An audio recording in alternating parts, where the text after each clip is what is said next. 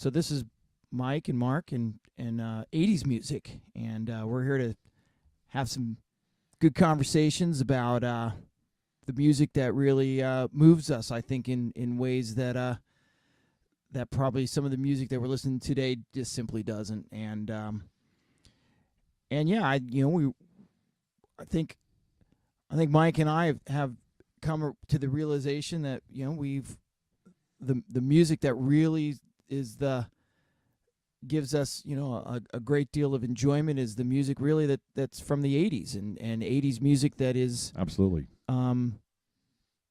More of the what most people would classify as in that time frame would be new wave, but boy, that's just a jumping off point, wouldn't you say?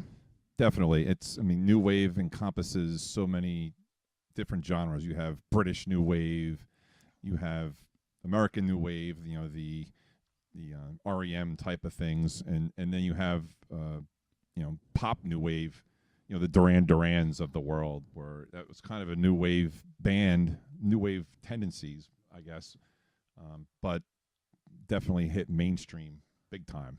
REM did the same thing, I guess, in America. Yeah, it's what I think our point of view is going to be is that there was so much good stuff to listen to back then, and maybe not all of it really made it onto the radio or into MTV, and we're hoping that the show maybe broadens people's horizons in that space. I know my musical horizons were broadened. When this music came out, I was more of a classic rock and a metalhead at the time, and in college at lovely Catholic University of America at the time, the college bar scene was all new wave stuff. That was what was on the college radio stations, and I really didn't listen to it. I listened to it, but I didn't have an appreciation for it until afterwards. I kind of got older and I started listening to it more, and that's kind of the way how I kind of started as far as really getting into new wave. Not how I originally started, but certainly how I've gotten to be appreciative of it. I don't know about you, Mark, about how you started with that, but well, I don't think there's any question that there were some really good musicians who found themselves in that space, and in some ways, I think that genre of music sometimes gets a bit dismissed because of the point of view, perhaps, that it's not. There's not a lot of depth to it. There's not a lot of complexity, or the music itself just simply wasn't critically interesting. I know my original problem with new wave music when I was younger was, and I believe we actually talked about this on the way over a little bit, was drum machines. I'm a purist. I play in a band, more of a classic rock band, but we do dive into this type of stuff once in a while. But I had a huge problem with drum machines, and I'm one of those. I was at the time was like, I like stuff that's recreated as is, and I don't like artificial instrumentation, which is kind of funny because the keyboards that I play are all artificial instrumentation. But you hypocrite. I'm kind of my own hypocrite. But at the time, I was not playing that kind of music. I was playing mostly piano-driven songs and not the synth sounds. And now that I'm older, I'm playing a lot of horn patches in my bands because nobody plays horns in bands anymore unless you're like a wedding band. All the good horn players are playing with them. But I digress. But that's kind of what my initial problem was with new wave. And now that I've kind of grown to appreciate it, I've seen new wave bands live where they actually, with the advent of the electronic drums, I think really changed the game for me with new wave. Yeah, so to come back to my point, I still think that the musicians who found themselves really thriving in that genre were musicians first and foremost, and just loved the sound that they could create and the music that they could make. And so for me, growing up in Portland, Oregon in the 80s, we had a classic rock station and a pop music station, some jazz stations and some other things, and so in order to really find that stuff, you kind of had to hang out in record stores, and I was always mesmerized by some of the local independent record store people, and they'd make recommendations. If you like this, why don't you listen to that? And so for me, the first time I ever heard music that would have been classified as in air quotes new wave was the album Shabu Shaba by In Excess. And great band. Now again, probably a guitar driven band, but they did utilize keyboards and there there's a sax player, and they're from Australia, and they've so there was a really an exoticness to their particular sound, and you get those. Apparently Michael Hutchence thought so too. Well, yeah. God rest his soul. Yes. And so that album came out in the early 80s, and they followed that up with The Swing, which again was I thought before basketball games, I'm listening to that in my headphones, not necessarily wanting to put it on the public boom box, because people would look at me going, what are you listening to? And but it was mesmerizing to me to hear that what they were doing, and that then morphed into bands like Big Audio Dynamite, which again was not anything close to something that you would hear on the radio in the mid 80s. The guys that came from the Clash that started that band and were doing just interesting things with samples, with movies and other sounds. It was remarkable. Wow. Well, my origins were more East Coast based, I guess. My sister introduced me to new wave, maybe more fringe new wave stuff. The B-52s were probably my first go around with that in the late 70s. I remember when their first album came out, and my sister had the album. My sister is considerably older than me, but Rock Lobster and Planet Claire were were two of my favorite songs growing up in the late 70s, and when I was still a wee lad in grade school. And then the other band, once I got into high school, was Devo. My first Devo song, believe it or not, was not Whip It.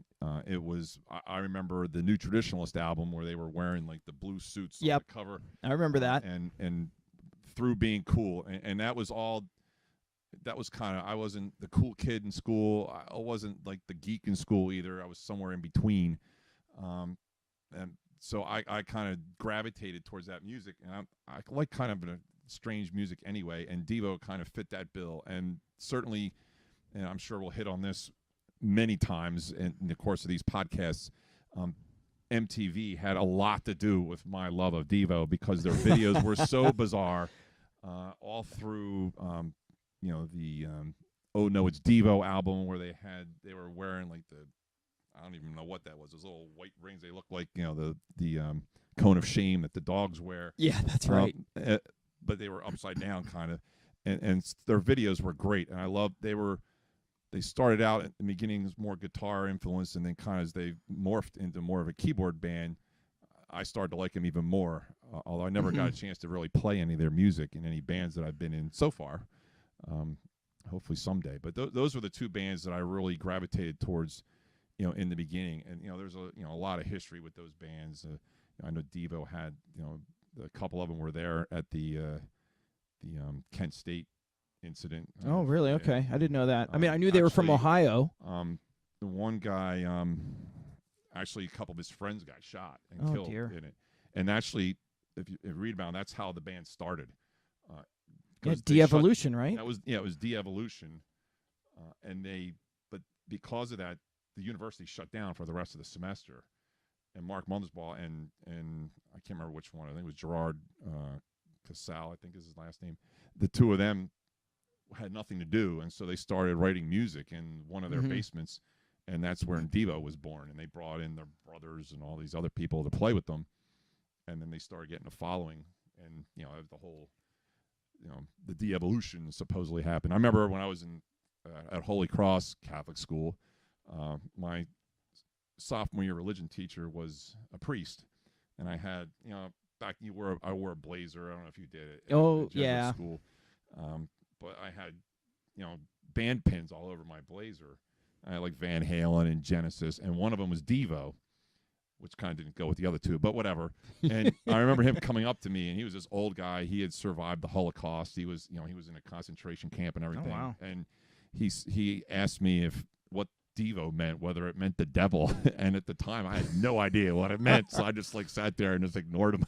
And he did eventually go away, but so those were my two early influences of new wave that kind of paved the way.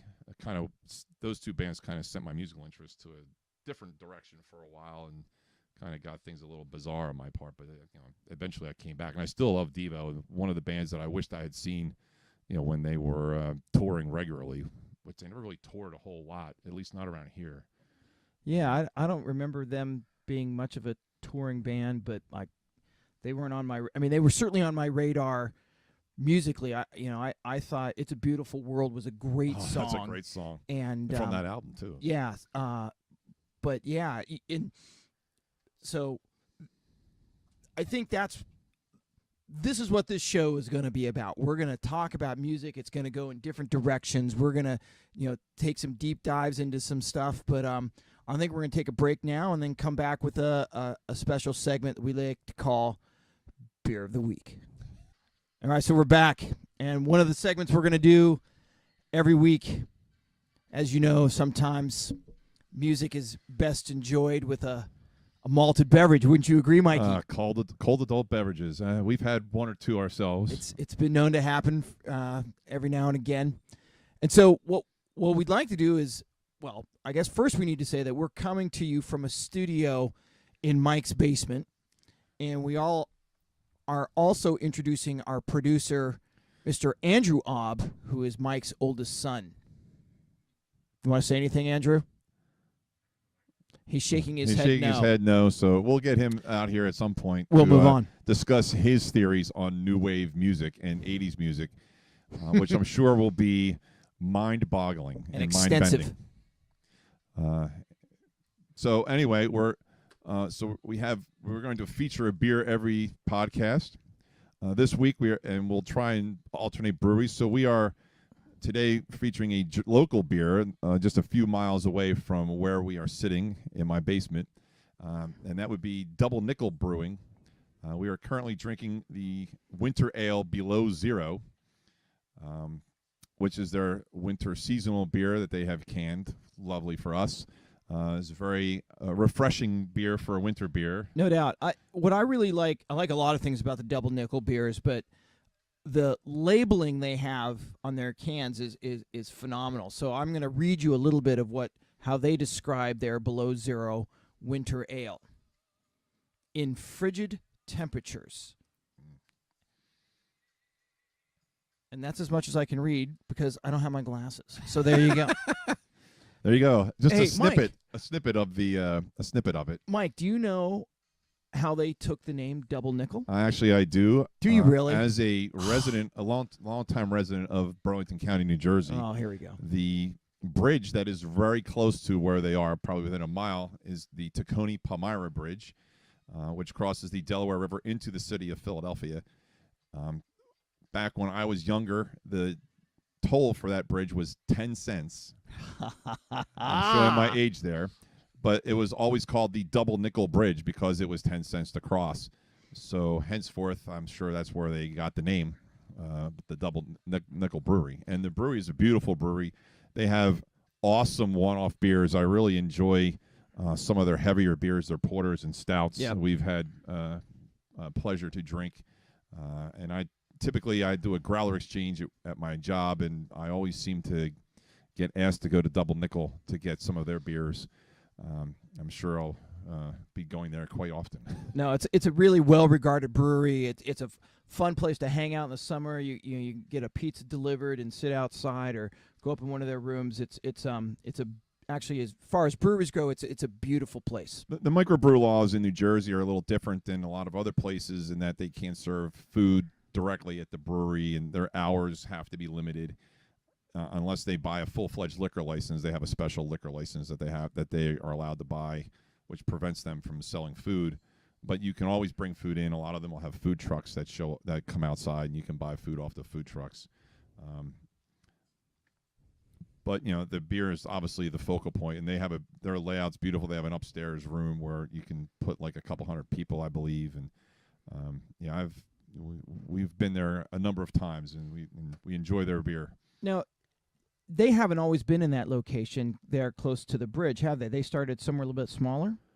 Not that I'm aware of. Maybe. So they've always been in that As far space. as I know, that's where. Right. I mean, they may have maybe increased their size since they started. I don't.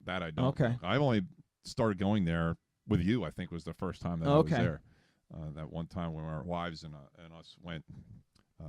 That was the first time I believe I was there. Well, maybe we'll reach out to the guys at Double Nickel, let them know that we've featured their beer in the inaugural Mike That's a and big Mark. honor. Yeah, I mean, come on. And look, if you have a if you were a brewery try and say, go ahead, give that a go. If you're a brewery who there we go, attaboy. likes to feature your beer on our podcast, please email us and let us know. And our only requirement is that you give us beer to drink, and I'm sure that will be a chore for me and Mark to drink beer. It's something that we suffer through. It'll be tough quite sledding, often. no doubt.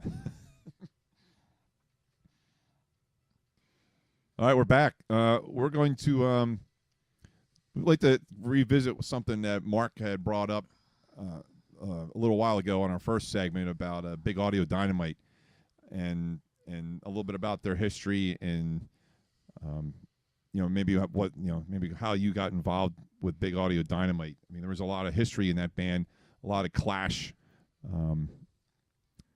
references, not references, but more of the history. It was kind of it was a Clash takeoff almost. Well, yeah, that's right. I mean, there was a lot of crossover in the 80s between punk and new wave, and I think no band probably did a better job of that than Big Audio Dynamite, with the Clash being such a influential punk band. It gave Mick an immediate credo into that space where, he could try new things and really maybe incorporate some of the urban sounds of in London and New York and the places where he really took his inspiration from. If you listen to some of their earlier stuff, he's using samples that in my estimation you'd never heard before, right? The using lines from The Good, the Bad, and the Ugly in songs and sampling. He was sampling those too, wasn't he? It wasn't just that he was spouting out the lines; they were samples. Yeah, that's right. He was taking those recordings and inserting them into his songs. I'm not sure how he got away with it or what sort of how that all played out in the realm of music legalities, but from a listener point of view, and it was really on the the forward foot of creativity as far as I was concerned, relative to everything else that I think was out there. And so, you get that first album, This Is Big Audio Dynamite, and it really was. It was big, it was for your ears, and it was explosive. Now, was he in the Clash at the same time? Or had he been removed from the Clash at that point? Now you've got me at a disadvantage there. I'm not exactly sure. I'm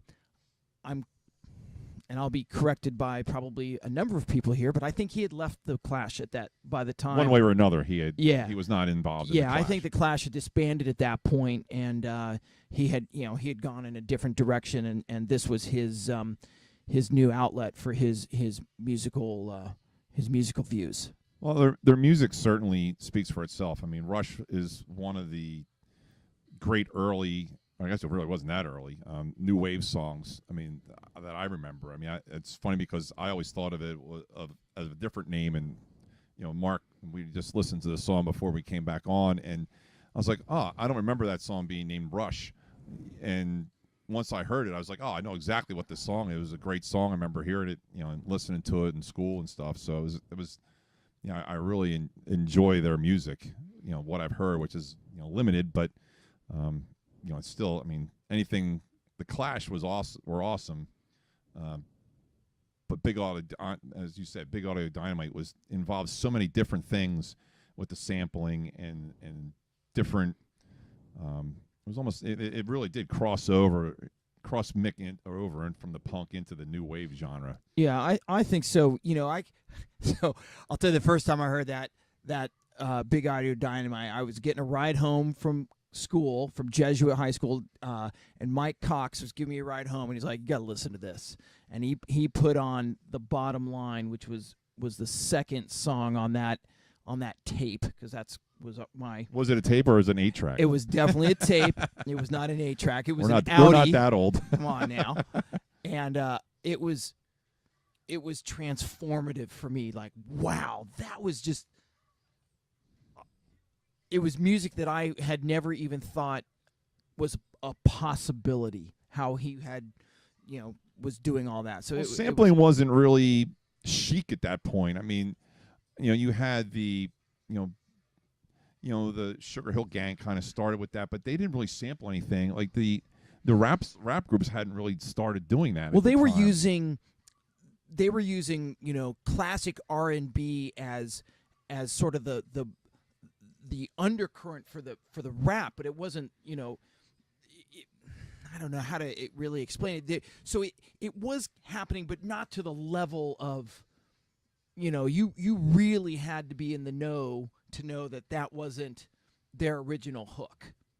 You know what I mean? Where I think, so if you take somebody like Big Audio Dynamite, or there are other examples of that, like Avalanches in the 90s, who said, we're going to incorporate as the front of the musical sound these samples of other movies or songs, or other parts of media into their art. And I just, it was remarkable to me. Well, the production on their records is phenomenal. I think that being able to do that. I mean, I was never big into the sampling thing, but you can't even tell when you're listening to their music that, I mean, you have to listen. Oh, I know that's Bob O'Reilly from The Who. If you don't know it, you just think that's part of the song. That's right. Yeah, and it's because it's so seamless, and the thought and the creativity of how to incorporate that, I think, is the genius of Mick Jones. Right. So yeah, Big Audio Dynamite. If you you want to take a deep dive into them, one of the things that we're going to try and do is create playlists that you can sync up to. We're going to have an Apple Music link that on our webpage when we get that organized, and we'll put together our 12 favorite Big Audio Dynamite tracks in this instance for you to listen to and see what you think. And we're always completely open to your feedback on that. So we're going to take a break, and then we're going to come back with the final segment, which is 3 songs on the deserted island. We'll be right back. All right, we're back. And one of the final segment we're going to do on each of our podcasts, Mike, is Desert Island Discs, where we each pick 3 songs that we would want to take with us on a desert island. Everybody should know the routine, especially for all our friends who either live or have lived in the Washington, D.C. area and are used to the old city paper from the late 80s, where people would write in and tell everybody what their desert island discs were. We're going to limit it to songs and not albums, because songs we can keep going probably almost forever. That's right. We might be here a long time, and yeah, we have places to go, Mikey. We do. So Mark, go ahead. Get started. I'll get your started. First one. Okay, so these are, for me, these are 3 songs that are meaningful to me for a variety of reasons. The first is from the album Rio, and it's not probably one of the songs that actually, I don't even know if they did a video for this. I don't believe but they it's did. Last Chance on the Stairway, and if you listen to that song, the John Taylor bass line is awesome. I think Simon Le Bon's vocals are spectacular. It's I think it's Duran Duran at their best musically, when they were just playing music and not necessarily being the video gods that they really they really morphed into. I think that's one of their, to me, it's the best song on that particular album. It never gets old. It's stood the test of time, in my opinion. Well, the Rio album certainly pole vaulted them into pop stardom, in my opinion. And that whole tour, I believe, was, I remember that, right, listening to, that album ad nauseum on the bus in high school. All the time.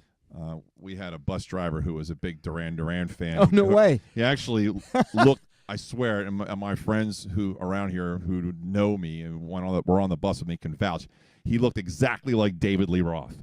We used to call the guy David Lee Roth. He had long hair down his back, blonde, dirty blonde hair. That's great. I swear, his facial features and everything. He's hot for teacher, huh? Yeah, he was hot for teacher, but not for me.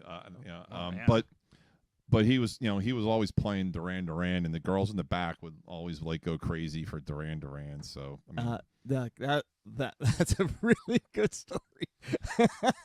I have a million of them. I plan on sharing quite a bit of them. Good. Okay, so the next song is also from the album Shaboo Shabba, and it's "Don't Change" by INXS. Yeah, one of my favorites, if not my favorite INXS song. So mostly a guitar-driven song, but lyrically meaningful to me. It was the song I used to listen to before I'd go out on the basketball court as a senior. So wow, that was my get ready to go play some hoops song.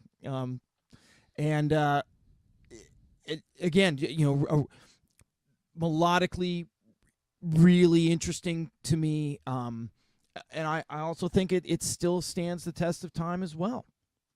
Yeah, I agree. It's a great song. It's certainly we talked about the video. The video is very the powerful. Airplane Hangar. And as a keyboard player, I mean, I think that's probably one of their best keyboard songs. With that intro, and it kind of keeps going through the whole song. I know that my band, we've been talking about playing it, and we've tooled around with it a little bit, and I can't wait to play it for real, on stage, and have a good time doing it, because I really like that song. No, it's in the right tempo. It's certainly a song that people could really enjoy and listen to from that perspective. And then the last song for me is I'm going to show my West Coast bias here. I think one of the bands of the 80s that probably did not, well, although they were in a couple movies, so I can't say they didn't get enough exposure. And certainly, no respect, certainly. And certainly Danny Elfman parlayed that into a very successful career in movie scoring and so forth. But some of the work he did with Oingo Boingo and that band was just phenomenal. I can remember going to Irvine Amphitheater for their Halloween party, the concert that they did every year. It was phenomenal. So We Close Our Eyes is a Oingo Boingo song that Mike's just nodding his head, looking at me like I have no idea what he's talking about. I know a few Oingo Boingo songs, but not much. If you know Oingo Boingo and you know that's a song that they might be giants. No, but they are enigmatic in many ways in their songwriting and their music, and I think We Close Our Eyes is a song that is probably more accessible to most people who are just getting maybe exposed to Oingo Boingo in this latter part of the 2000 and almost 20 that we're in. So, and you've certainly, I knew a few Oingo Boingo songs. Weird Science, of course. Weird Science, Dead Man's Party. They were the staple songs that you knew from the movies. I will say you've kind of exposed me to a lot of Oingo Boingo, and I have to say that what I've heard, I can't say that I disliked any of it. And also, it's all, to me, it's like happy music. It's songs that you like. Oh, you tap your feet and you're smiling by the time hey, it's a good song. That's I like that about new wave music in general. Yeah, again, it's my island, and if when I want to remember some of the late 80s and early 90s when I was living in Southern California, Oingo Boingo certainly is at the top of the list there. Well, hopefully there's a bridge between our two islands, because I think a lot of the songs that you're going to mention are songs that I'm going to want to hear. Yeah, fair enough. And I'm sure there'll be. I'll set up some PA. Overlap. I'm going to have a pretty serious PA system, and you'll be able to hear it. Don't you worry. Cool. All right, Mikey, what do you got? All right. Well, my first one, and this is in no particular order, is "Take on Me" by Aha. Certainly, the vocals in that song are amazing.